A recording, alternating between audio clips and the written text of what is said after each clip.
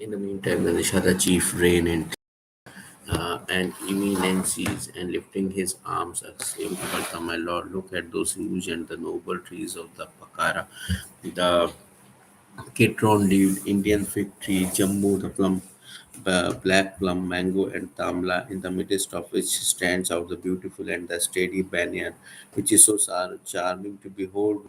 Its dark at the dense foliage, red fruits, and the unbroken shade, which is pleasant throughout the years, as if God had brought together all that was exquisitely beautiful and given it the shape of the dark and the rosy mass. A tree in cautious, my lord, stand close to the riverside where the chief of the Ru has erected his hut of leaves.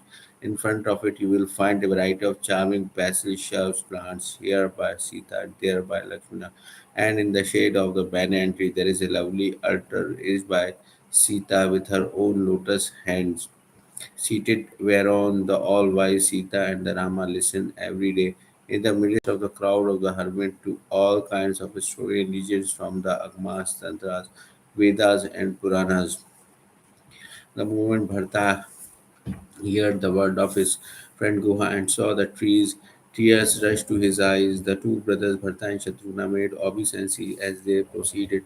Even Sharda, the goddess of speech, felt defeated in describing their love for Sri Rama. They were as delighted to behold Sri Rama's footprint as a pauper who had stumbled on a philosopher's stone. Placing the dust on their heads and heart, they applied it to their eyes and experienced the same degree of joy as they would on seeing the chief of Raghu himself. Perceiving Bharta's condition, which was altogether beyond description, beasts and birds and even inanimated creatures such as trees, etc., were overwhelmed with emotion, overpowered by love. Bharta's friend Guha lost his ways, but the god showed it to the rain flowers. God realized sent as well as striving souls were filled with love at his very sights and began to praise his natural affection. If Bharata had not been born on this globe, or if the earth had not witnessed his love, it would not have been possible to turn inanimate into animate and animate into being. For the sake of the god in the form of the sand, the all-compassionate hero of Raghuline extracted his nectar of love by churning the unfathomable depth of the Bharta's soul, as it was separation from him which stood the Mount Mandra that served as a churning stake. The two charming brother and their friend Guha could not be seen by the Lakshmana, screened as they were by the dense thickets. Bharata, however, saw the holy and the lovely hermitage of his lord, which was an abode of all fair blessings. Even as he entered, his woes and affliction disappeared. It seemed as though the yogi mystic has realized the supreme truth. Bharata saw Lakshmana standing before the Lord and affectionately answering his queries. He wore he wore matted hair on his head and had a hermit's robes girt about his loins. Besides, there was a quiver fastened to his vest, and he bore an arrow in his hands and the bow slung across his shoulders. On the altar in the midst of the assembly of hermits and holy men shone Sita and the Lord of the Raghu, who was clad in the bark of the tree and had matted hair on his head and a swarthy complexion. It seemed as though Rati and the god of love had appeared there is in a hermit grave. He was revolving his bow and arrow between his lotus hands and would dispatch by one smiling glance the anguish of one's soul. In the midst of the charming ring of the hermit Sita and the moon of the Raghuris shone forth like devotion and the supreme spirit, who is truth, consciousness, and the bliss combined, incarnated as it were in a circle of wisdom. Bharata, as well as his younger brother Shatrugna and friend Guha, were so enraptured that their joy and sorrow, pleasure and pain were all forgotten. Uttering the words, Protect me, my lord, save me, my master, he fell flat on the ground like a log. Uh, Lakshmana recognized his loving speech and concluded in his mind that it was Bharata making obeisance. On the one hand, there was a loving affection of an elder brother Bharata, while on the other there was a stronger claim of the service of his master. He he was therefore neither able to meet his brother Bharata nor ignore him. Some good poet alone could describe Lakshmana's state of mind. He threw his whole weight on the side of the service and remained where he was, even as a kite filler would pull against a kite that has risen higher in the air. Bowing his head to the ground, he lovingly said, Bharata is making obeisance to you, O Lord of the Ragu. Overwhelmed with emotion, Sri Rama started up. As soon as he heard this, his claws fell somewhere, and his square bow and the arrow at other place. The all-compassionate Lord forcibly lifted Bharata and clasped him to his bosom. Everyone who witnessed the meeting of Bharata and Sri Rama lost all self-consciousness. How can the affectionate meeting be described? It was unapproachable to the poet in thoughts, words, and deed alike. The two brothers overflowed with the supreme affection. Their mind, reason, intellect, and ego were all lost. Tell me, who can portray such noble love? By what shadow? By what shadow will be poet's mind seeks to attain to it. The poet has its power in his words and the meaning. A dancer regulates his movement according to the cadence of the accompanying music. Unapproachable is the affection of Bharata and the chief of the Raguline, which is beyond the conception of Brahma, the creator, Hari, the protector, and Hara, the destroyer of the universe. How then can I describe it? Dull-witted as I am, can an instrument strung with the cord made of the species of the grass known by the name of the Gadra produce good music? When the god witnessed the meeting of the Bharata and the chief of the Raghunatha, they were alarmed and their heart began to palpitate.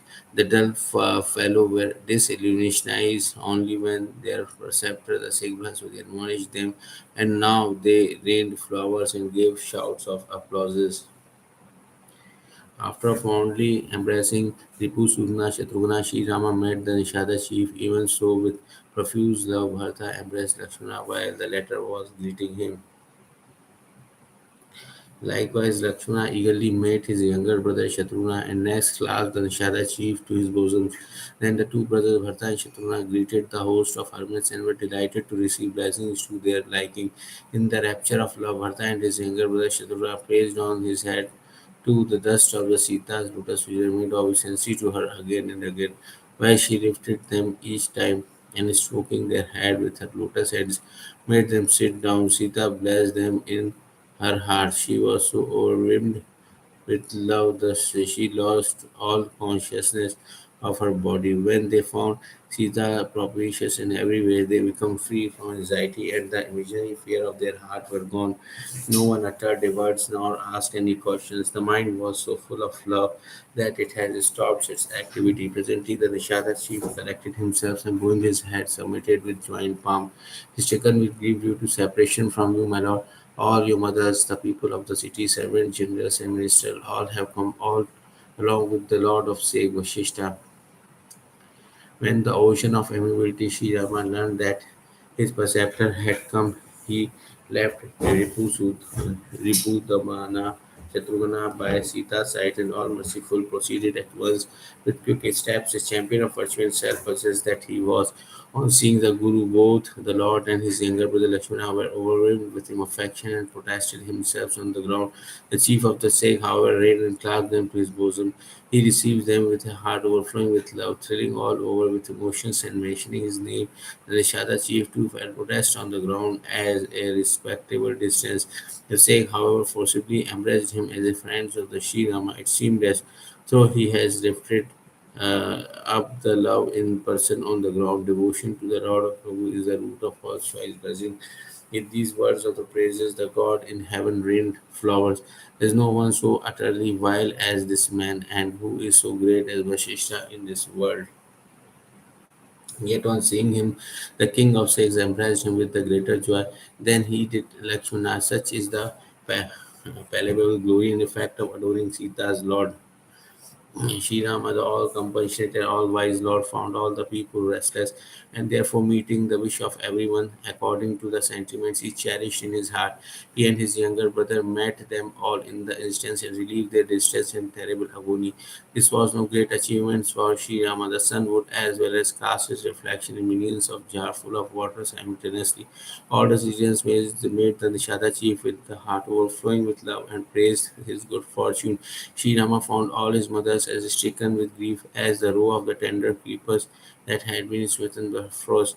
First of all, he made Keke and the softened her mind by her ruleless dispositions and devotion. He fell at her feet and the soothed her, attributing the blame to the wheel of the time, destiny, and providence. The chief of Raguline thereafter met all his mothers and consolidated them by exhorting them in the following words: Mother, the world is controlled by the will of God. No one should therefore be blamed. The two brothers Sri Rama and Lakshmana then adored the feet of their preceptor's wife Arundhati as well as of those Brahmins ladies who had accompanied her, paying them all the same honor as a due to the holy Ganga and the goddess Gauri Shiva's consort, while the ladies gladly blessed them in soft accents. After clasping Sumantra's feet, they sought her lap even as a abject pauper would hug a treasure. Both the brothers now fell at the feet of the mother Kaushalya, all their limbs overwrought by love. The mother most fondly clasped them to her bosom and then bathed them with tears of affection. How can any poet describe the joy and grief of the occasion any more than the dumb man the taste of what he has eaten?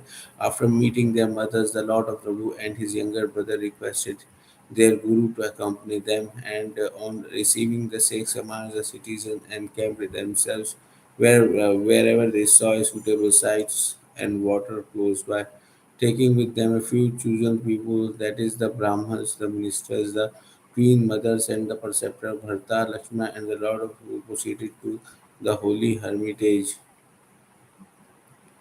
Sita came and threw herself at the feet of the Vashishta, the chief of the Sikhs, and received suitable blessings solicited by her mind.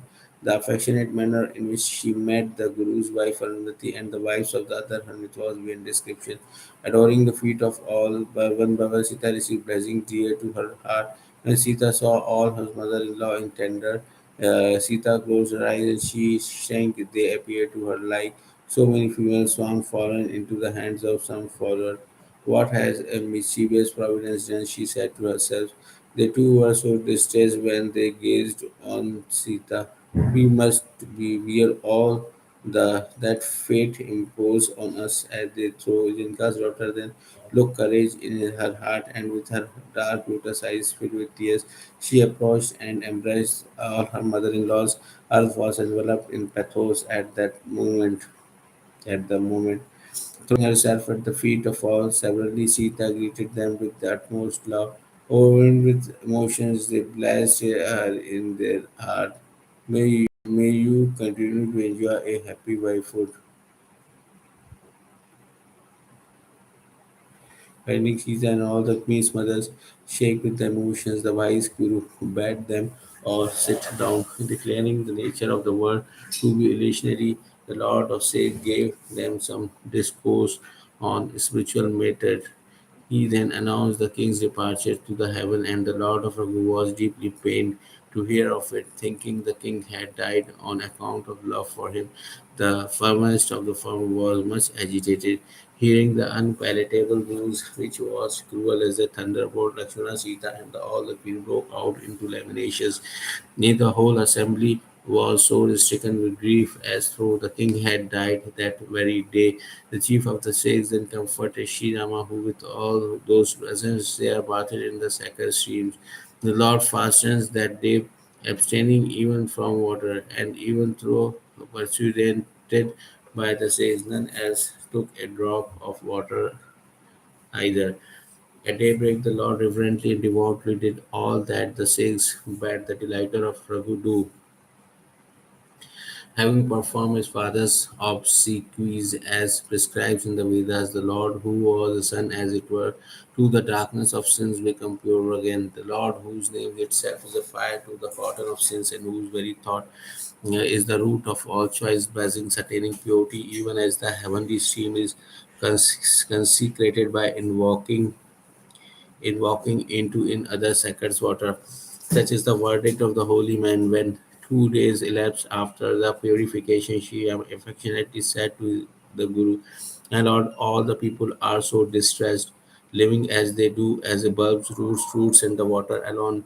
When I behold Bharata and his younger brother Shatrugna, the ministers, and all my mothers, every minute that passes seems an age to me. Therefore, pray return to the city with all, for you are here, and the king, my father, is in heaven. There is no one to look after the city. I have said too much, and all the amount of gross presumptions on my part. Now, my lord, do what is proper. It is no wonder, Rama, that you should speak like this, a bulwark of rightness and a home of compassion that you are, but grieved as the people are. Let them derive solace by enjoying your sight for a couple of days. At the words of Sri Rama, the assembly trembled with fear like a ship tossed on the ocean. When, however, they heard the specious word of the Guru, it seemed as though the wind had turned in their favor.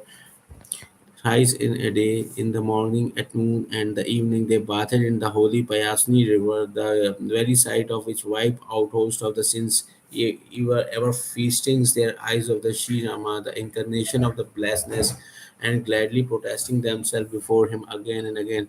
They went out to see the hills and woods hallowed by the presence of the Sri Rama, where regained joy of every kind, and which was free from all sorrows. Water sweet as the nectar flowed from the spring, while soft, cool, and the fragrant breeze soothed every pain of mind and body. Trees, creepers, and the grasses of the infinite varieties, fruits, flowers, and leaves of many kinds, beautiful slabs of the stones, and the delightful shade of the trees. The splendor of the forest was beyond description.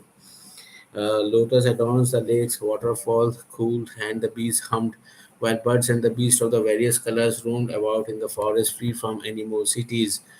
The kolas, kirtas, bhilas, and the other dwellers of the forest prepared lovely balls of the leaves and filling them with honey, pure, fine, and the delicious as nectar, presented them with small bundle of bulbs, roots, fruits, and sprouts to all the newcomers with humble submission and salutations, as every mentioning the taste, species, virtues, and the name of the each. The people offered a liberal price, but the foresters would not accept it and return it, adjuring them by the Sri Rama's love to take it back. Overwhelmed with emotion, they submitted in gentle tone. The good people respect true love once they have come to recognize it. If you are all virtuous souls, while while we are while nishadas. It is through Rama's gaze that we have been blessed with your sight. You are utterly inaccessible to us, even as a stream of the heavenly river Ganga is the desert land of the Maru. Western Rajputan and Sindha, the all merciful Rama has showered his grace on the Nishada chief, a king kith and kings, and the subject too should share his dispositions. Bearing this in mind, shake off all scruples and recognizing our faction, show your grace to us, and in order to oblige us to us have fruits, grass, and the shoot from us. You have come to this forest as our welcome guest, but we are not lucky enough to be fit for the rendering service to you. What can we offer you, noble sirs? Fuels and leaves are the only token of the Kirta's friendship, and our greatest service is that we do not steal and remove your utensils and the clothes. We are uncultured creatures taking others' life and are hooked by the nature, wicked, evil minded, and low born. Our days and nights are spent in sinful pursuit, and yet we have no clothes to cover our loins and get no food enough to fill our belly. How could we possibly have ever dream of the enter, entertaining pious sentiments, but for the virtue of having seen the letter of the Raghu, even since we had we have even even since we had the good fortune of the gazing on our Lord's lotus feet, our terrible woes and the evil has disappeared. The citizens were overwhelmed with emotion to hear these words and begin to extol the good fortune of those foresters. All begin to extol the good fortune of the forester and address them in the terms of endearment. Everyone rejoiced to hear these talks and behold their polite manner as well as their devotion to the feet of the Sita and Rama, men and women deprected their own love when they hear the talk of the Kolas and the Bhilas. It was through the grace of Sri Rama, the jewel of Raghunath says to say that a block of iron floated with a boat loaded on it. Day after day, all the people roamed through even quarters of the forest great delight, even like frogs in the peacock, reinvigorated by the first shower of the rain. The man and the woman of the city remained deeply immersed in love. They passed like a moment of to them. Sita, assuming many forms, as she had mother-in-law, waited on each with equal attention. No one but Rama knew the mystery behind it. For all the elusive potencies from part of the Sita's delusive power, Sita won over the Queen Mother by her services, gratified by which they instructed and blessed her, perceiving the two brothers as well as Sita straight in her dealing. The weak queen bitterly repented. Keki sought help both from the earth and the god of the help, god of the death, but neither earth had afforded her shelter in her womb, nor did God grant her death. It is well known by the popular tradition as well as through the Vedas and the Sikhs to declare that those who are hostile to Rama should no resting place even in hell. The cautions that striving every mind now was good heavens, will Rama return to Ayodhya or not? Bharata had no sleep by night nor appetite by day, perturbed as he was by pious anxiety. Pious anxiety, even as a fish sunk in a shallow marsh is worried by the paucity of water. As distinguished as my mother, it was fate that wrought his mischief, even as a crop of paddy ripening for the harvest may be visited by some pest. How can Sri Rama's coronation be accomplished? I can hit upon no device to secure this. He would certainly return in obedience to the Guru's commands, but the Sheikh will ask Sri Rama to return only when he know that the latter will like it. The Lord of Raghu returns even at the bidding of his mothers, but will Sri Rama's mothers ever insist on it? As for myself, I am only his vessel and as such count for nothing. On top of it, I have fallen on the evil days, and providence is against me. If I assert my own will, it would be grievous sin, for the duty of the servant is the more arduous than the lifting of the Mount Kailasha. Shiva's own abode, Bharta could not decide upon anyone's device, and he spends the whole night in speculation. At daybreak, he bathed bowed his head to the lords and was going to sit down beside him when he was sent for by the Sikh Vashishta, going at the preceptor's lotus feet and receiving his permissions. Bharata sat down, and presently the Brahmans, the elite of the city, the ministers, and all others counselors came and assembled there. The chief of the Sikh Vashishta spoke in word appropriate to the occasion. Listen, O counselors, and you wise Bharata, the son of the solar race, King Rama is the champion of rightness and the Almighty Lord, dependent on none but himself. Sri Rama is true to his words and maintain the standards of morality set up by the Vedas. His very advent is a source of blessings to the world, obedient to the command of his preceptor and parent. He crushed the armies of the wicked and is a friend of the God property of the behavior. Love the highest object of life and worldly interest. No one knows these aright as Rama does. Brahma, the creator, Hari, the preservers, and the Hara, the destroyer of the universe, the moon god, the sun god, and the guardians of the various quarters, Maya, the deluding potency of the god, Jiva, the individual soul, the various form of the karma, the residue of the action, and the time spirit, Shesha, the lord of the serpent, the ruler of the earth, and whether other power there are. Even so, the accomplishment of yoga extolled in the Vedas and other scriptures, pondered in our heart and considered by Sri Rama is their authority over it. If we carry out Sri Rama's orders and respect his wishes, it will be well for us all. Ponder this, O wise man, and do that which you all unanimously resolves upon. Sri Rama's coronation will be delightful to all. That is the only course which is conducive to good luck and joy. In what way can the Lord of Raghu be prevailed upon to return to the ponder this and tell me so that we may adopt the same device? Everyone listened with reverence to the same speech, such as it was, which produced a spiritual wisdom and celebratory form, the whole point of view as well. But no answer was forthcoming. The people were dumbfounded. The Bharta bowed his head and with joined palms began as follows. The solar race has produced many a king, each one for the greater than the rest. For the birth of all, the father and mother are responsible, where it is God who dispenses the good or evil fruit of their actions. Your benedictions, as all the world knows, wipe out the sorrow and confers all blessings. As for yourself, my Lord, the worth, the course of the providence, no one can utter what you have resolved upon.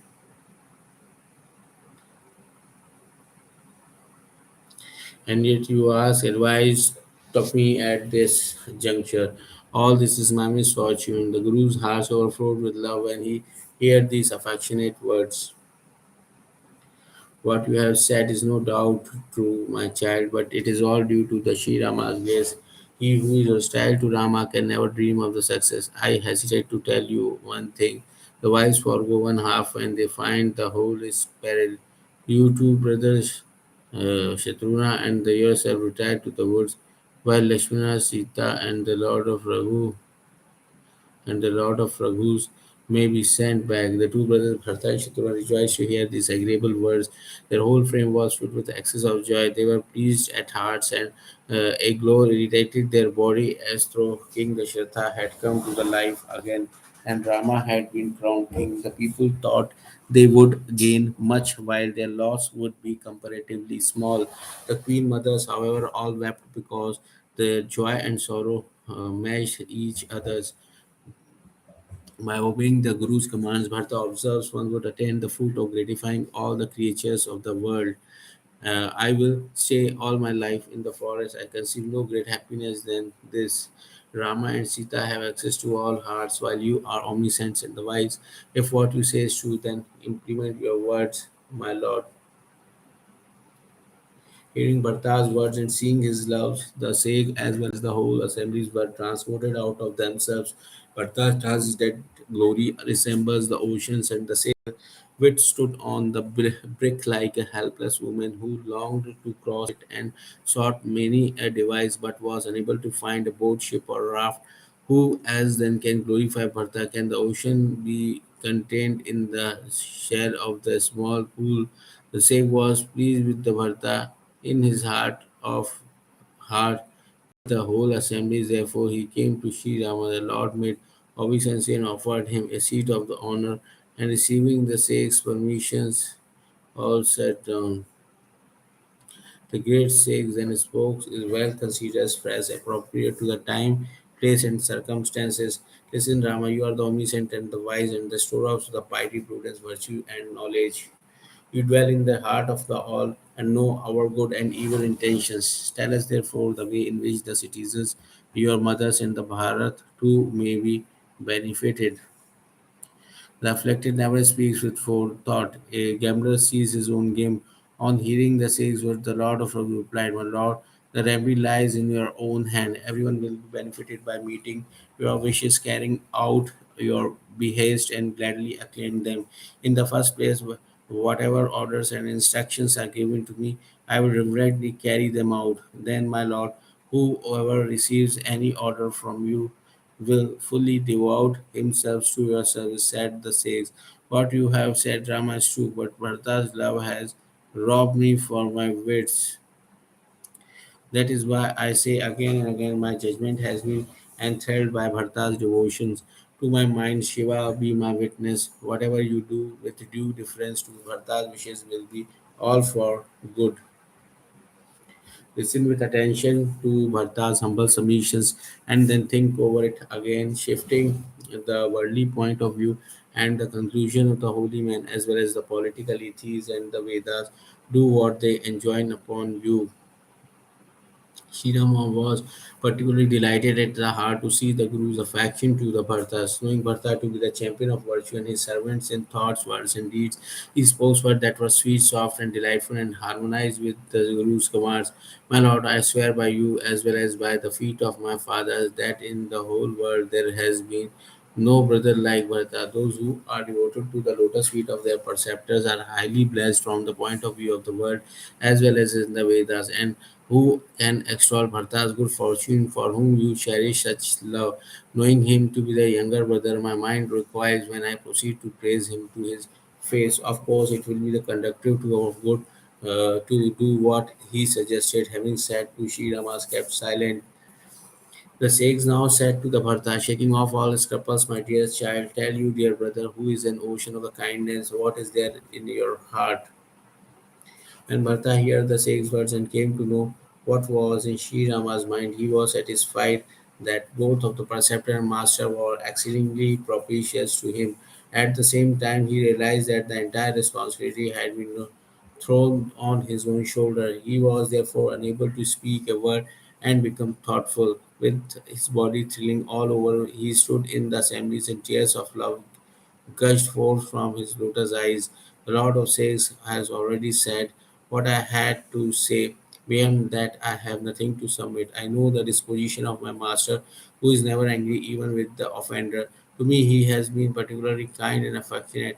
I have never seen him throw up even in the play. Even from my infancy, I never left his company, and at no time did he dump my spirit.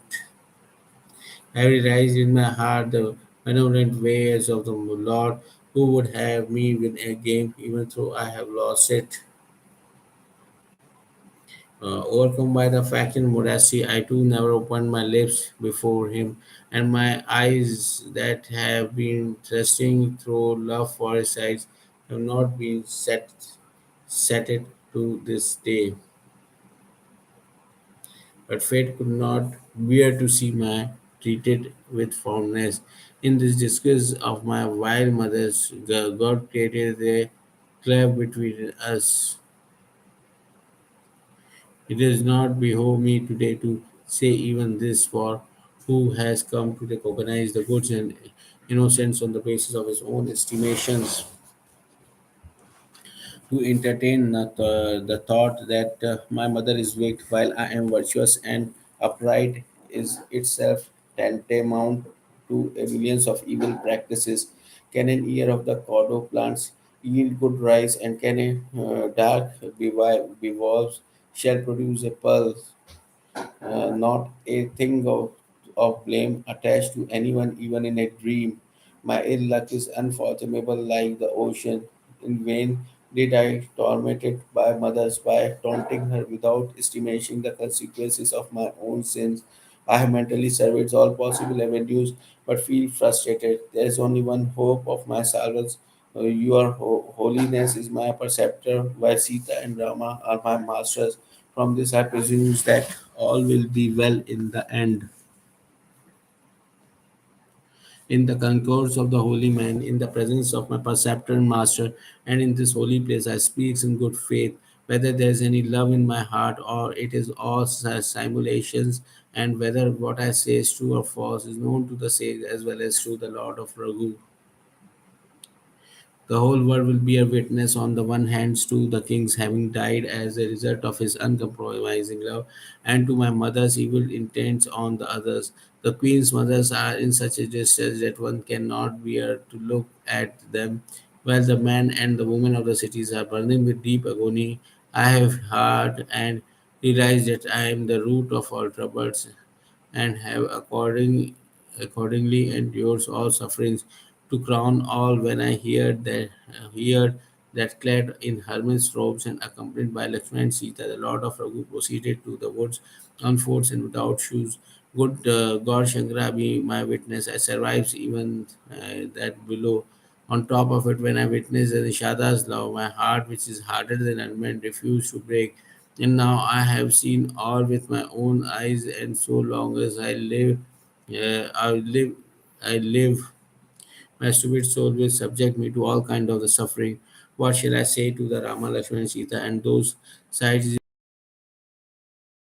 road diverted themselves and virtuous irascible anger, on whom as then should Providence inflict severe pain, if not on the son of the Kake, who looked upon these very Rama, Lakshman, Sita as her enemies.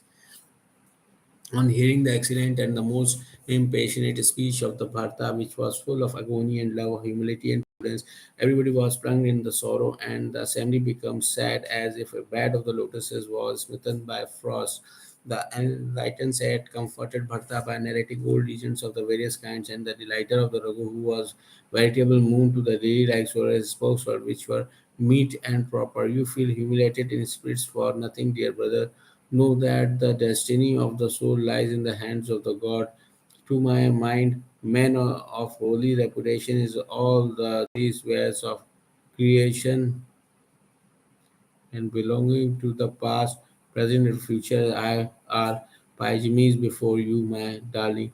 He who is attributes malevolence to you, even in his heart, will be ruined in this world as well as in the next. As for Mother Keke, they alone blamed her, who have waited neither on the Guru nor the assemblage of the holy men. Yet the very invocation of your name, all sins and the errors and all the host of the evils will be obliterated. Then it will bring in its trains fair renown in this world and happiness hereafter. With Lord Shiva as my witness, I speak the truth in good faith, Bharta. The earth is being sustained by you. Pray do not indulge in wrong hypotheses about yourself for nothing, my darling. Hatred and the love cannot be distinguished even if one tries to conceal them. Birds and the bees draw close to the hermit while they run away at the very sight of the hunter who torment them. Even beasts and the birds can distinguish between a friend and the foe, to say nothing to the human body, which is the storehouse of the virtue and the knowledge. I know you full well, dear brothers, but what am I to do? There is a great perplexity in my mind. The king, our fathers, kept in this world and abandoned me. Nay, he gave up his life in order to keep his vow of love.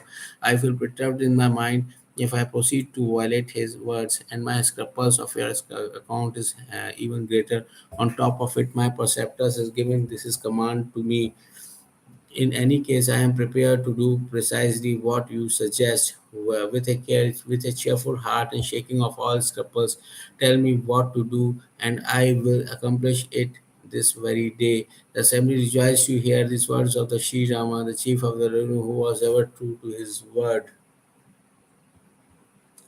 Indra, the king of the Celestian, the host of the other gods, trembled with fears and felt perturbed at the thought that the whole schemes was going to miscarry. They were completely at a loss what to do. At least they mentally approached Sri Rama for protection. Again, they deliberated with one another and said that the Lord of Raghu was under the spell of the devotion to his devotee. Remembering the story of Ambersia and Durvasa, the god as well as their lord Indra become utterly despondent in the past to the god suffered for a long time till at last it was Prahlada who revealed Lord Nasimha. Beating their head, Sri Ramayana. Beating their head, they whispered into one another's ears. The God's interest now lies in the Bharta's hands. If we see no other remedy, O gods, our only hopes in the Sri Ramas acknowledge the service rendered to his noble servants. Do you all therefore invoke with the loving heart Bharta, who has won over Sri Rama by his goodness and the amiability. When the preceptor of the gods, the Sikh Brahaspati, heard of the god good intentions, he said, "Good, your luck is great. Devotion to the Bhartas, it is the root of all choice blessings in this world." The service of the devotee of the Sita's Lord is a or good as 100 cows of the plenty to fulfill one's desires. Now the service of devotee to the Sita's Lord is a good as 100 cows of the plenty fulfill all one's desires. Now that devotion to the Bharta has appealed to your mind, worry no more, for God has accomplished your objects. See Bharta's greatness, O King of God, the Lord of Raghu, is completely under his sway as a matter of course. Knowing Bharta to be Sri Rama's shadows, make your mind easy, O God. There is no cause of fear. The Lord, who has access to all heart, felt uncomfortable when he came to know of the conference between the gods and their preceptors, the Sikh Brahaspati, and the anxiety of the former. Burden of fat in his heart that the whole responsibility rested on his shoulders. He therefore entertained in his mind propitious of the innumerable kinds. After much deliberation, he came to the conclusion that the wayfarer consisted in obeying Sri Rama. He has kept my vow, relinquishing his own, and has therefore shown not a little kindness, not a little kindness and love. Sita's Lord has done me a great and the unbounded favor of every way.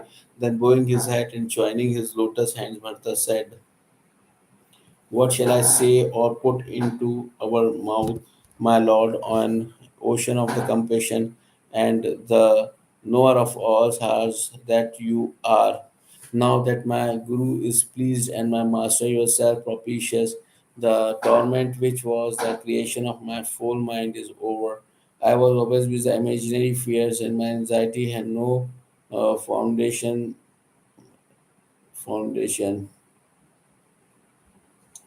no foundation, whatever. It is no fault of the sun if anyone mistakes the quarters. My own ill luck, my mother's perversity, the odd ways of the providence, and the cruelty of the fate all conspires with the avowed object of ruining me.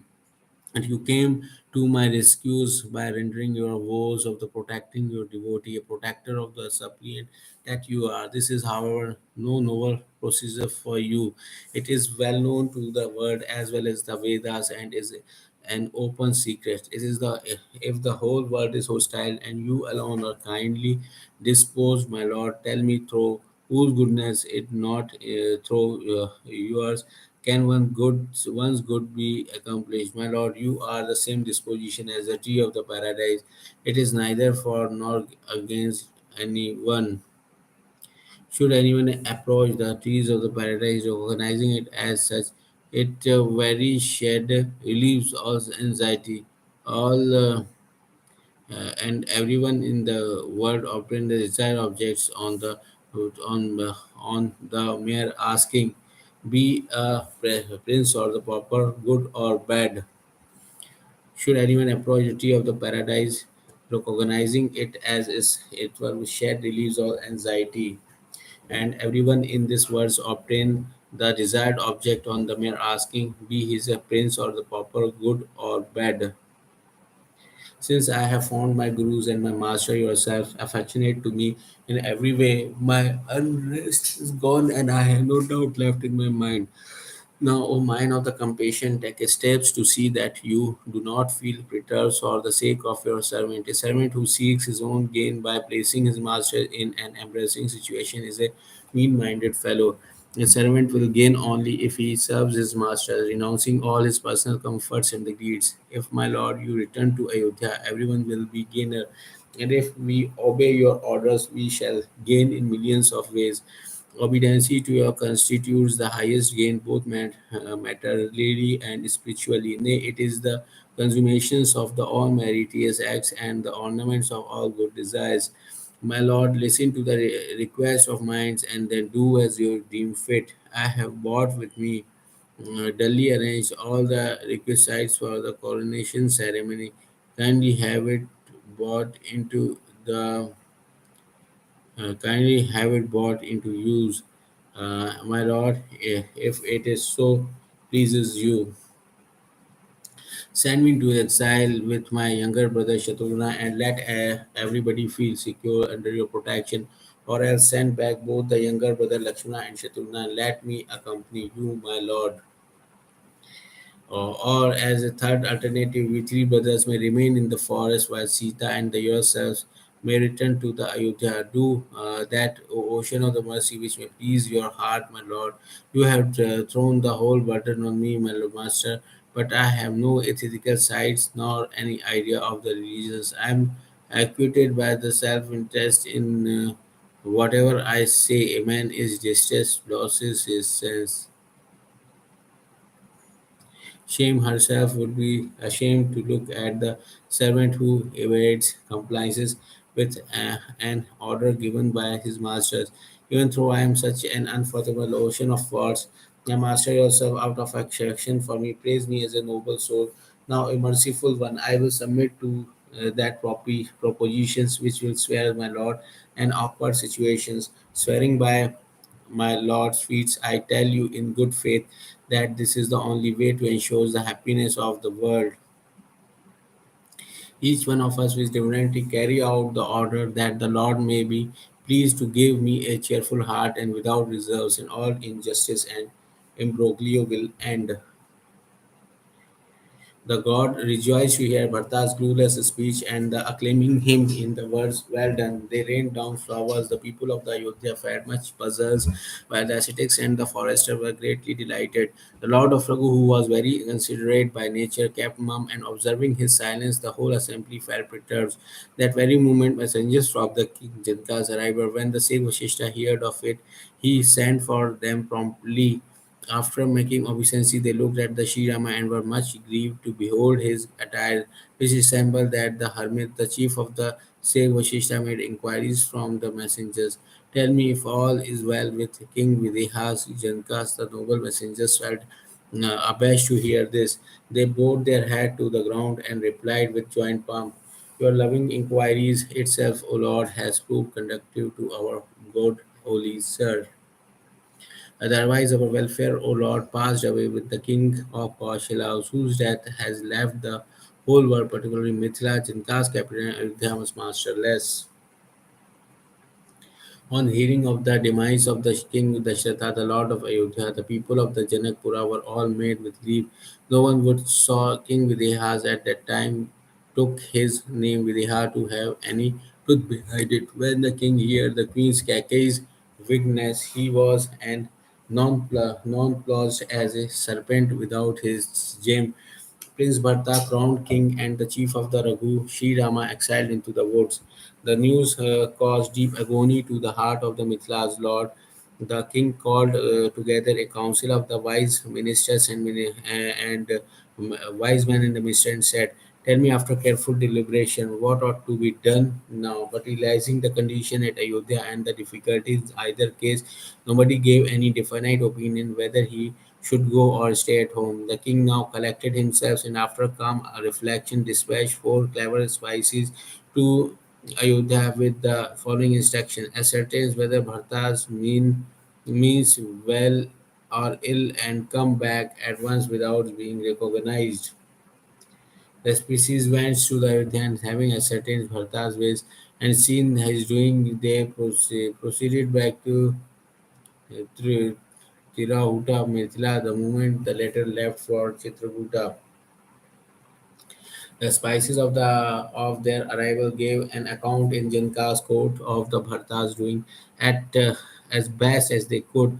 The gurus, the Sikhs, Satananda, the member of the royal family, the ministers, and the king himself were all overpowered with grief and affection at the report. Then, collecting himself and glorifying Bharta, the king summoned his chosen warrior and inquiries and posting guards at the palaces, cities, and the realms got ready a number of horses, elephant, carrots, and other conveyance.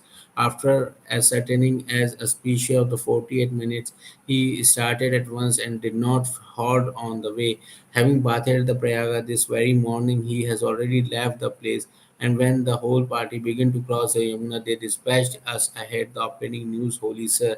So saying, they bowed their head to the ground. The great Sikh Vashishta dismissed the messenger at once, sending with them an escort of the 6 or 7 Kirtas. The people of India were all delighted to hear Janka's arrival. Sri Rama, the delight of Raghu, felt very uncomfortable, while Indra, the king of the celestial, was particularly overwhelmed with anxiety.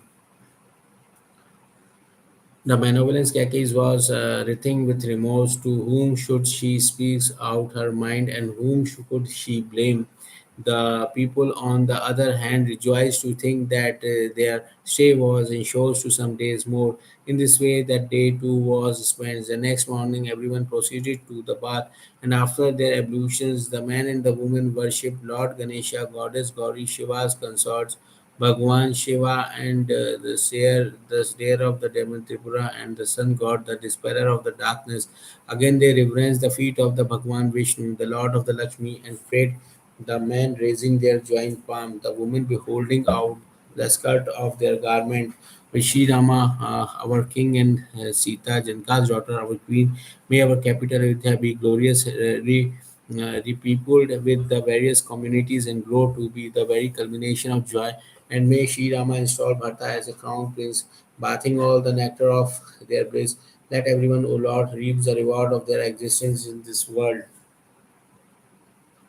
May Sri Rama rule over these cities, assisted by his gurus, counselors, and the brothers.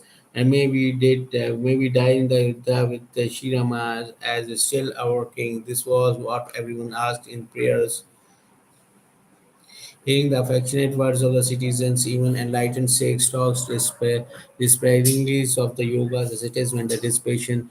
Having thus performed their daily devotions, the citizens made obeisance to Sri Rama with a thrill of joy. Men and the women of every rank, high, low, or middling, were blessed with his sights according to their own conception.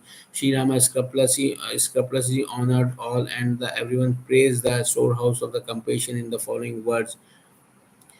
From his very beyond, it has been Sri Ramas will not be observed the rule of the propriety, daily recognize the love one cherished towards him. When the lovely and the cheerful countenance, gracious look, and the glorious dispositions, the Lord of Raghu is an ocean of amiability and the modesty.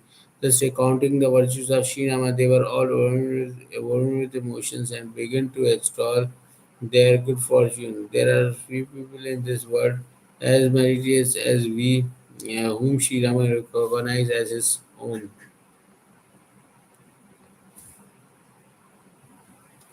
All were absorbed in love at that time. Presently, on hearing on the approach of the king Janka, the lord of Mithila, Sri Rama, who was veritable sun through the lotus-like solar rays, and the whole assembly rose in a hurry to receive him.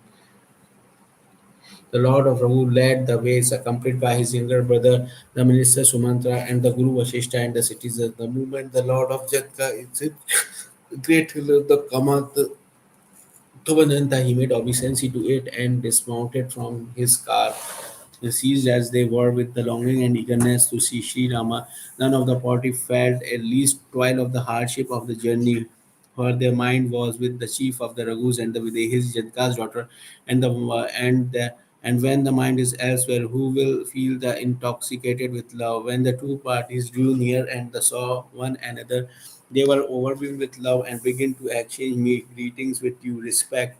King Janka proceeded to adore the feet of the hermits who hailed from Ayodhya, while Sri Rama, the delighted Raghu, made obeisance to the sages who accompanied Janka. Sri Rama and his younger brother then greeted the king, their father-in-law, and led him with the whole party to his hermitage.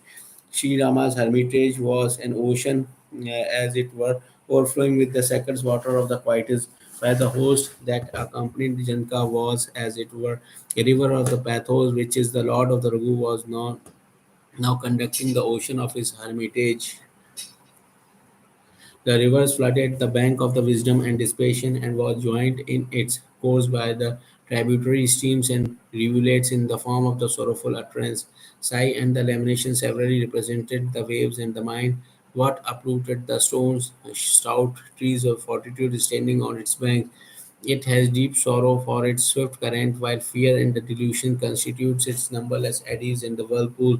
Boatsmen in the form of the learns waited with big boats in the form of their learning, but they were unable to row them because they had no idea of its depth. The koalas and the geysers that roamed about in the woods were the poor wayfarer who had lost heart at the sight of the turbulent stream and stood aghast.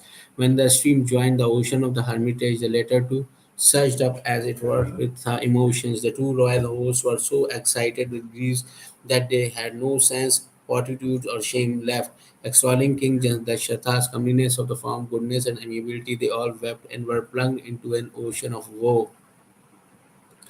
Plunged into the ocean of grief, the man and the woman lamented in great anguish. They all angrily and reproachably exclaimed, "Us, what has cruel fate done of the gods, accomplished saints, ascetics, yogis, mystics, and the anchorites? Whoever witnessed the condition of the Janka on the occasions, none says Tulsidas was capable enough to cross the river of love to escape being drowned in it. Here and there, the great Sikhs admonished people in numberless ways, and the Sikh Vashishta said to Vidya, "Be consoled, O king. Can the darkness of the infatuation and attachment ever approach him?"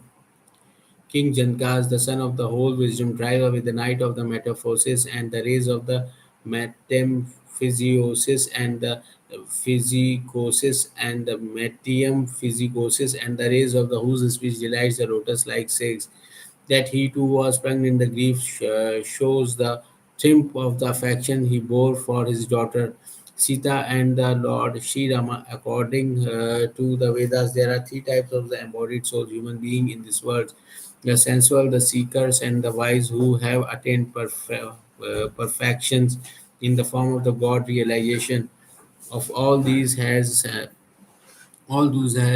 alone is the highly honored in an assembly of holy men, whose heart is sweetened by the love for Sri Rama. Wisdom without love for Sri Rama is imperfect, like a vessel without a helmsman.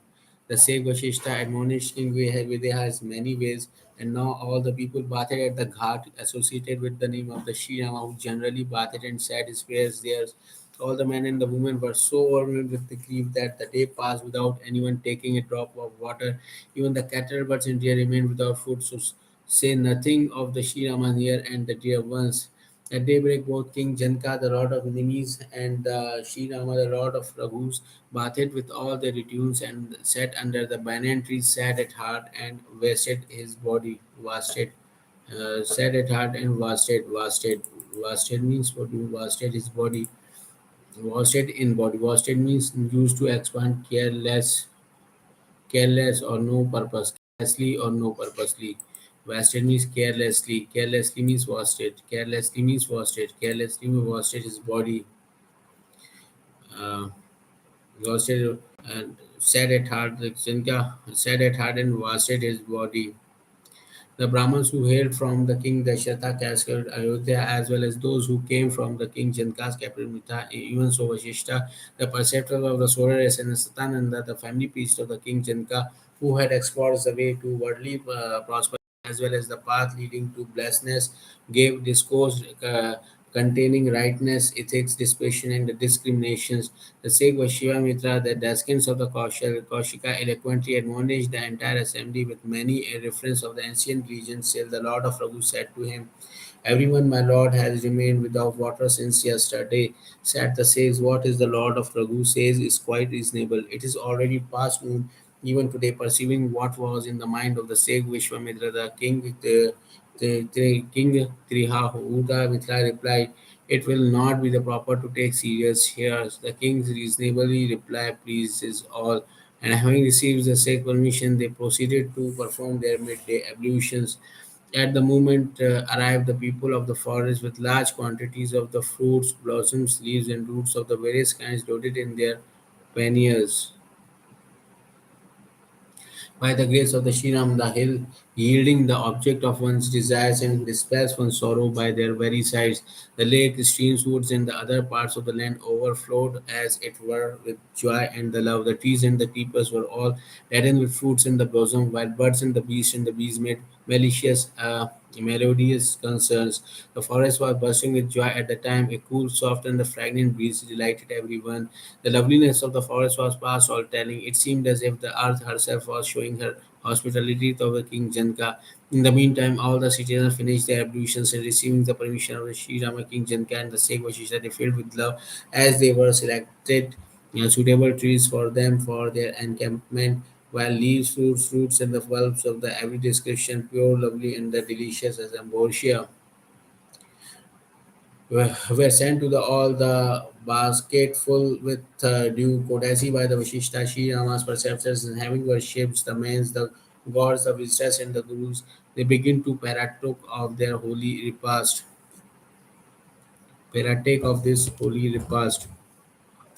In this way, 4 days rolled by. The people, both man and the woman, were gratified to see Sri Rama. The both camp of the feeling at the utmost in the heart. His home is not favored by providence. The privilege of the living in close proximity of the Sri Rama can be had only when God is propitious to us all. Bathing in the Mandakini, bathing in the Mandakini, thrice every day, the sight of Sri which is the perennial source of joy and the blessedness, roaming about in on the hill Kamadhanantha, associated with the name of the Sri Rama in the forest, adjoining the same and among the hermitage of the ascetics situated there above, and living on bulbs, roots, and the fruit, delicious like Amrosha. In this way, 4 years and the 10 will be happily spent like a minute without our knowing it. We do not deserve this happiness, all exclaimed. Our luck is not like that. Such was the nature and the spontaneous devotion to the Sri Rama's feet in both the camp. In this way, all indulged in their own fancy. Their affectionate words were so charming to her. In the meantime, Sita's mother, Queen Sunaina, dispatched her admit to King Dasharatha's queens, and the perceiving that it was convenient hours, they returns with that information. Having learned that Sita's mother-in-law were at resort, the ladies of the King Janka's Ranakam called on them. Queen Kaushalya Sri Rama's mother receives them with availability and the affection of all from both sides, and both sides, and hearing them as even the thunderbolt melt with their even the thunderbolt could melt with their body thrilling all over with overpowered by emotions and eyes full of tears, all begin to sorrow and scratch the ground, which is the nail of their toes. They were all incarnation, as it were, of the love for the Sita and the Sri Rama. It seemed as if the pathos herself mourned in so many forms. Said Sita's mothers, the intellect of Providence is so perverse that he was thought fit to break up the form of the milk with a chisel of adamant. Sri Rama. He hear of nectar, but see only vehemence. All his doing, he hear of nectar, but see his doing are hard. Crows, owls, and the herons are seen everywhere, but swan can be found in the Mansa lake alone. Hearing this, Queen Sumantra, Lakshmana's mother, sorrowfully observes the ways of the providence are most perverse and the strange. He creates, maintains, and then destroys. God designs are silly and childish play, said Kaushalya. It is nobody's fault. Sorrow and joy, loss and gains are determined by our past actions. The inexorable ways of the providence are known to the gods alone, who dispense all kinds of the fruits, both good and evil. God's commands prevails over all, including the process of creation, maintenance, and dissolutions, and even over poison and the nectar, which destroy and restore life respectively. It is no use laminating. Oh, good lady, out of infatuation, the doing of providence are, as I have said, inevitables and eternal. If we mourn over the contrast after considering the circumstances during the lifetime of the king, after his demise, if we felt sorry, it is because of our interest suffers. Sita's mother replied, "Your noble words are quite true. A spouse that you are of Ayodhya's lord, who was the greatest of all virtuous souls known to the history. If Lakshmana, Rama, and Sita stay in the forest, and the end will be good, not bad." But said Kaushalya with a heart overwhelmed with emotions, "I am anxious about Sparta. By the grace of the God and through your blessings, my sons and daughters-in-laws are all pure as the water of the Kalisestin Ganga. Although I have never sworn by the Rama, I now swear by him and tell you in good faith, my friend, that in extolling Bharta's amiability, goodness, modesty, loftiness of the character, brotherly affection, devotion, faith and nobility, the wit of the even Sharda, the goddess of speech, falters. Can the ocean be laden out by means of an oyster shell? I have always known Bharta to be the glory of his house, and the king repeatedly told me so. Gold is tested by rubbing on the touchstones, and the precious stones on reaching the hands of the expert jewelers, while men are tested in the time of emergency by their innate dispositions. It was It was wrong on my part today to have spoken thus, but you know, sorrow and affection leave our little reasons. On hearing these words, pure as the water of the celestial rivers, all the queens were overwhelmed with affection. Kaushalya collected himself and continued, listen, O venerable queen of the Mithila, who can advise you, the consort of the king Chanta, who is an ocean of wisdom. Yet finding a suitable opportunity, a king, you may speak to the king as if on your own initiative and played with him with Lakshmana may be detained and Bharata allowed to proceed to the forest. Should this proposal find favor with the king, let him do his utmost after due deliberations. I feel much concerned about Bharata, for the love in his heart is so profoundly that if he stays at home, I fear something untoward may happen to him. Perceiving Kaushalya's pure love and hearing his glueless and eloquent speech, all the queens were overwhelmed with by the pathetic sentiments. There was a shower of the flowers from heaven, accompanied by a shout of applauses. Accomplished saints, yogis, mystics, and the hermits were overpowered with emotions. All the ladies of the Gynecum were struck dumb to see this. Then, recovering himself, Sumitra interposed, Madam, nearly an hour of the night has passed. Hearing this, Sri Rama's mother Kaushalya courteously rose and said out of affection and the goodwill, pray return quickly to your camp. Our only refuge now in God's and our only helper is the Lord of Mithila. Seeing her affection and hearing her polite words, Janka's beloved queen Sunaina clasped Kaushalya's holy feet. Such modesty of your part, O venerable lady, is quite becoming of you. You being King Dasharatha's spouse and Sri Rama's mother, great men treat with honors even the lowest of their servants. Fire is crowned with smokes, while mountains bear grass on their top. The king of Mithila is your servant in thoughts, words, and deed, while the great Lord Shiva and his consort Bhavani are your constant helpers. Who on this earth is worthy of serving as your auxiliaries? Can an ordinary light ever pose with any grace as a helper of the sun? After serving the terms of his exiles in the woods and accomplishing the object of the gods, Sri Rama will regain undisturbed at Ayodhya and protected by Sri Rama's strength of the arm. God Nagas and the human being will dwell peacefully in their own abode. This has all been predicted by the Sheikh's Yajanmaka, and the Sheikh's prosperity, madam, can never go in vain. So saying, she fell at the Kaushalya's feet with the utmost affection and preferred her request for being allowed to take Sita with her. And having received Kaushalya's kind permissions, Sita's mother now left for her camp with Sita. Vidya's daughter Sita greeted her dear kinsfolk in the same manner as was befitting in such case. When they saw Janka's daughter, in the robe of an ascetic, everybody was stricken with deep sorrow. Receiving the permission of Sri Rama's preceptor, Vidya's king, Vashishta's king Janka too left for his camps and on arrival found Sita there. The king clasped Janki to his bosom. Janki, who was an honored guest of his unalloyed love and life, in his heart welled up an ocean of loves, and the king's heart now appeared like an holy Prayaga. The immortal's banyan tree, in the shape of the affection for Sita, was seen growing with the divine babe of love for Sri Rama, adoring its tops. The long-lived Sheikh Marandeva, in the form of the king Janka's wisdom, was greatly bewildered and was just going to be drowned when, lo, he found his supports in the divine babes and was saved. Really speaking, it was not the Videha's wit was lost in infatuation. It was a triumph of the affection he bore for Sita and the chief of the Raghu.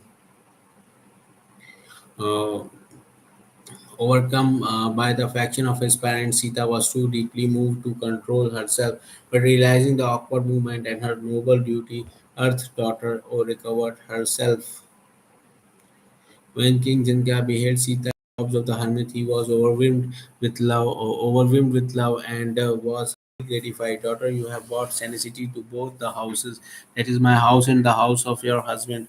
Everyone says your fair renown has illuminated the whole world. The river of your fame outshone the celestial stream Ganga in that it has penetrated not only one solar system but millions of universes, while the Ganga has, in the course of its career, exalted only three places. The river of your fame has attained the glory of the numerous congregations of the holy men. Even though her father made these flowery yet truthful remarks out of affection for her, Sita was drowned as it were in the seas of the bashfulness. Her parents pressed her to his bosoms once more and gave her good and the salutary advice and blessings. Sita did not speak but felt uncomfortable in her mind because she thought that it was not good to remain with her parents overnight. Reading her mind, the Queen Sunaina made it known to the king, her husband, and both admired in their heart her modesty and noble disposition. Meeting and embracing Sita again and again, they politely allowed her to depart, and availing herself and himself of this opportunity, the clever queen eloquently told the king all about Bharata's conditions. When the king heard Bharata's conduct, which was rare as a combination of the gold and the fragrance and nectar extracted from the moon, the king closes his tearful eyes and throws his body and with his gleeful heart he paid encomium to his marvelous glory. Listen attentively, O fair-faced and the bright-eyed lady. The story of the Bharata loosened the bound of the worldly existence, religions, statecrafts, and the inquiries about Brahma, the infinite, are dominion to which I have some access according to my own poor light. But though acquainted with these subjects, my wits cannot touch the shadow of the Bharata's glory, even by trick, much less describes it. The Bharata to Brahma, the creator, the Lord Ganpati, Ganesha, Shesha, the king of the serpents, Lord Shiva, Sharda, the goddess of learning, poets, scholars, and the wise men, the character, fame, doing rightness, amiability, goodness, and the unsulated glory of Bhartas are delightful to hear and appreciate. They surpass the characteristics in purity and even nectar in taste. Possessed of the infinite virtue and the man who, though above comparison, knows Bharta alone to be like of Bharta, can Mount Sumeru be likened to be seers. Hence, the wit of the race of the poets was confused in finding a comparison for him. The greatness of the Bharta of Fair Lady befalls all who attempts to describe it, even as a fish cannot glide on dry land. Listen, O beloved Queen, Bharta's inestimable glory is known to the Sri Rama alone, but he too cannot describe it. Having thus lovingly described Bharta's glory, the king who knew his queen's minds constitutes. If Lakshmana returns to Ayodhya and Bharata accompanies Sri Rama to the woods, it will be well for all, and that is what everyone wants. But the mutual affection and confidence, O good lady of Bharata and the Sri Rama, chief of Raghu, are beyond one's conceptions. Even though Sri Rama is the highest limbs of equanimity, Bharata is the perfection of love and attachment. Bharata has never bestowed any thought on his spiritual or worldly interest or personal comfort. Devotion to the Sri Rama suite is at once the mean and the end to my mind. This appears to sum up Bharata's creeds. Bharata would never think of flouting Sri Rama's orders, even unwittingly. He need not, therefore, if in our affection give way to the anxiety, said the king of choked account.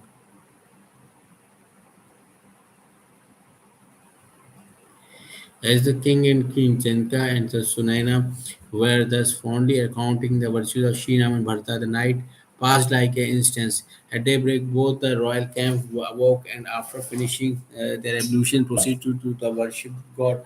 Performing their ablution to the Lord, Raghu called of his Guru and after adoring his feet and receiving his tacit permission said, Holy Sir Bharata, the citizens and my mothers are all stricken with grief and inconvenienced by this sojourn in the wood. The king of Mithila too and his followers have been enduring hardship for many days past.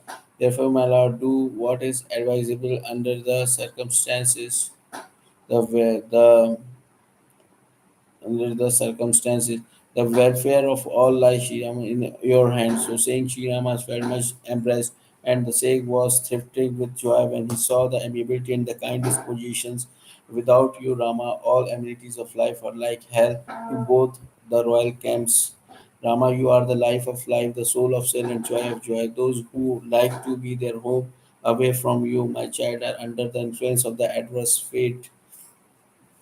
Perish the happiness, rituals, and the piety in which there is no devotion to the lotus feet of Rama yourself. That yoga discipline conductive to the union with God is a abnormal yoga and the wisdom in which love of for Rama yourself is not supreme. Whomsoever is unhappy without you, and even so, whomsoever is happy through you. You know what exists in the mind of the particular individual. Your command holds sway over all, and your gracious self knows all the way full well. You may return to your hermitage now. The Lord of the Sikhs was overpowered with emotions. Sri Rama then made obeisance and departed, while the Sikhs collected himself and called on King Janka. The preceptor repeated to the King Sri Rama natural graceful words, which were full of amiability and affection, and added, "O great monarch, now do what which may be good to all without prejudice to religions. O king, you are the storehouse of the wisdom, clever, pious, and staunch in up clever. O king, you are the storehouse of the wisdom, clever, pious, and staunch in upholding the cause of the virtue. Who save you in the able of the present moment to find a way out of this impasses. Zinka was overwhelmed with emotions on hearing the sage's words.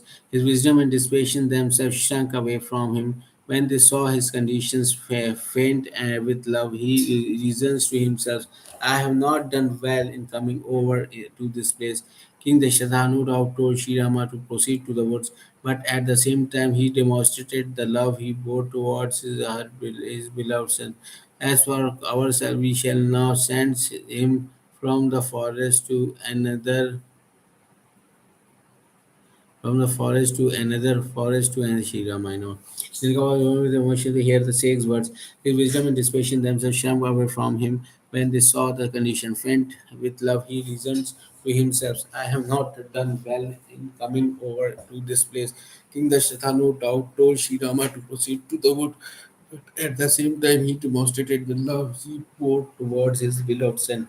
As for ourselves, we shall now send him from this forest to another and return in triumph, glorifying over our wisdom. Seeing and hearing all this, the ascetic hermits and the Brahmins were overwhelmed with emotions. Realizing the situation, the king took heart and proceeded with his followers to see Bharta, while the latter came ahead to receive him and gave him the best seat available in the circumstances. Dear Bharta, said the king of Tirut, you know the disposition of Sri Rama, the hero of Raghunayan. Sri Rama is true to his vow and devoted to his dharma. He respected the feeling and affection of all on account of the consideration of the others. In convenience, Ramas feel disconcerted. Now give me your final words so that the same may be communicated to him.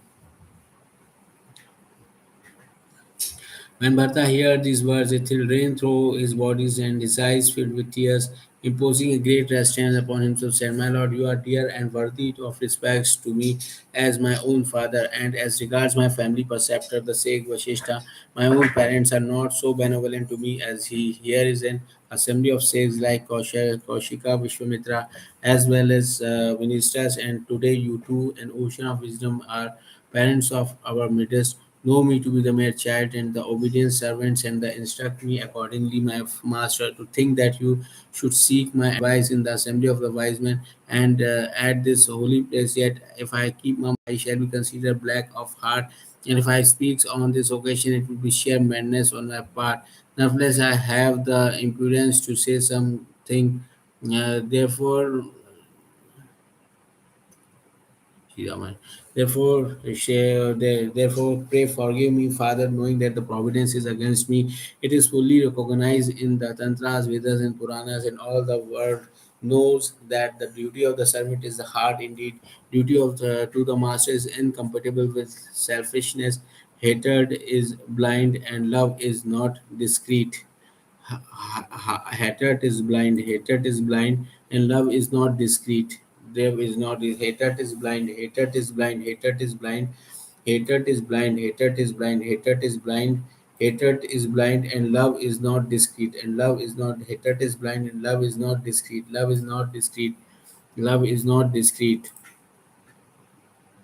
Therefore, knowing me to be the dependent and with due references to Sri Rama's wishes and consistent with dharma and sacred, so pray do that which all approve and good for all, recognizing the affection everyone bears for him.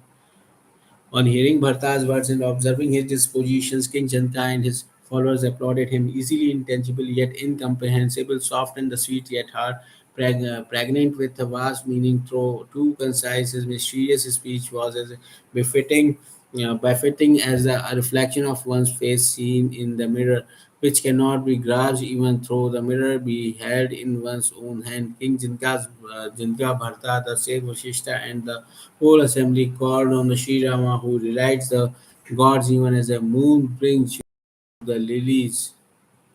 On hearing this news, all the people were overwhelmed with anxiety. And the fish, on coming of the contact with the water of the first shower of the monsoon, the gods first observes the condition of the family preceptor, the same Vashishta, and next watched the great affection to King Javidehas, and then they beheld Bharta, the very incarnation of devotion to Sri Rama. Seeing all this, unselfish gods felt unnerved and lost heart. When they saw everyone full of love for Sri Rama, the gods were immensely perturbed. Sri Rama is full of love and consideration of others' feelings. Indra, the lord of Celestia, despondently said, therefore combine to contrive some underhand plot, or the you else we are doomed. The gods invoked goddess Sharda and praised her. They said, O goddess, we Celestials have sought for refuge in you. Pray protect us. Change Bharta's mind by exerting your Maya, deluding potency, and preserves the heavenly rays for the moon by taking them under the cool shadow of some deceptive tricks. When the wise goddess heard the God's prayers, she understood that selfishness had robbed them of their sense and accordingly replied, turning her towards Indra in particular, you ask me to alter Bharta's mind. It is piety. You cannot see Mount Meru even though you possess a thousand eyes. The Maya deluding potency even of Brahma, the creator, the Hari, the preserver, and the Hara, the destroyer of the universe, exceedingly powerful as it is, cannot even face Bharta's reasons, and yet you ask me to pervert it. What can the moonlight steal away the sun? Bharta's heart is the abode of the Sita and the Sri Rama. Can darkness enter where the sun shines? So saying, goddess Sharda returned to Brahma's heavens, leaving the gods as distressed as the Chakraka birds at night. The gods who were selfish by nature and malicious at heart led an ill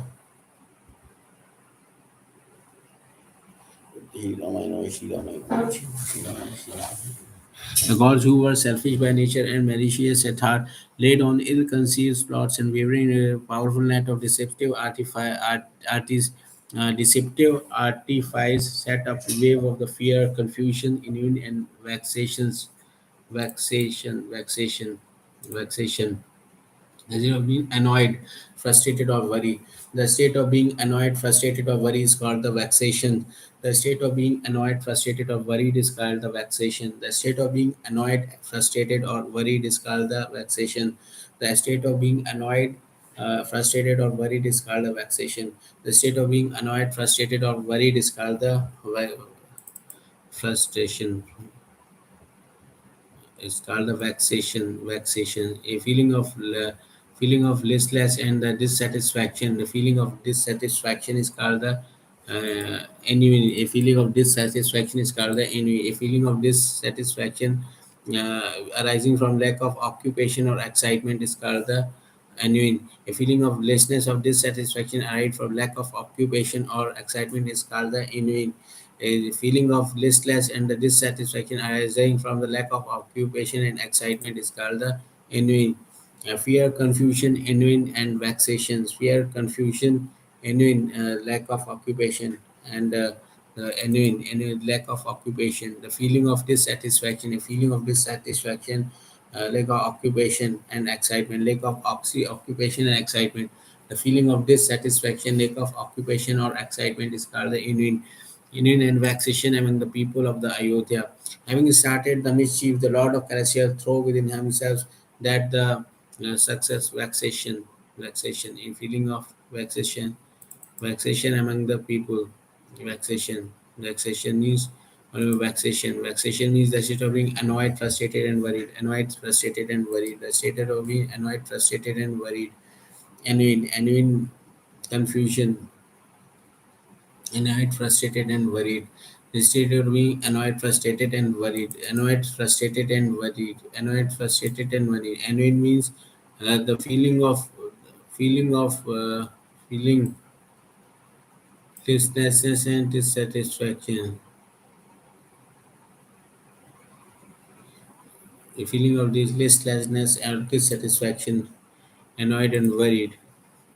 Having started the mischief, the Lord of Celestia throw within himself that the successes, failures, the plans lays in the Bhartas, and now reverting the Chitrakuta, King Janka went to the Lord of Raghu. The glory of the solar rays seized them all with honors.